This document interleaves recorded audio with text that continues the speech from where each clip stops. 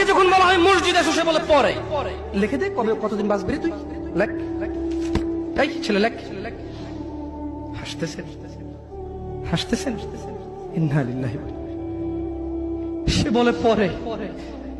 তার এই কথাটা মিনিং করে সে জানে সে কতদিন বাঁচবে, তাই সে পরে এক সময় সময় করে এসে দিবে। ইন্না লিল্লাহি ওয়া ইন্না ইলাইহি রাজিউন। কত বড় মারাত্মক কথা। হায়াতের মালিককে, গায়েবের মালিককে সে কিভাবে বলে সে পরে আসবে? সে মাগরিব পড়বে না, ঈশা পড়বে না, ফজর পড়বে না, সে মাগরিবে বলে কালকে ফজর থেকে পড়বো। সে রাতের গ্যারান্টি দিচ্ছে সে বাঁচবে। লিখে দে তুই রাত বাঁচবি।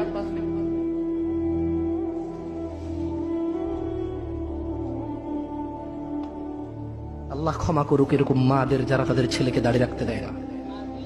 আল্লাহ ক্ষমা করুক এরকম যুবকদের যারা বলে বড় হলে রাখবো দাঁড়িয়ে। আল্লাহ ক্ষমা করুক এরকম মুসলমানকে যে নিজেকে মুসলমান মনে করে নামাজের দিকে ডাকলে বলে পরে আসবো। শোনেন, দুনিয়া তুচ্ছ। দুনিয়া কি? জামশেদ মজুমদার বলেছে না, দুনিয়া তুচ্ছ। জামশেদ মজুমদার বলেছে। কে বলেছে? কে? আল্লাহ জাল্লা ওয়া আলা,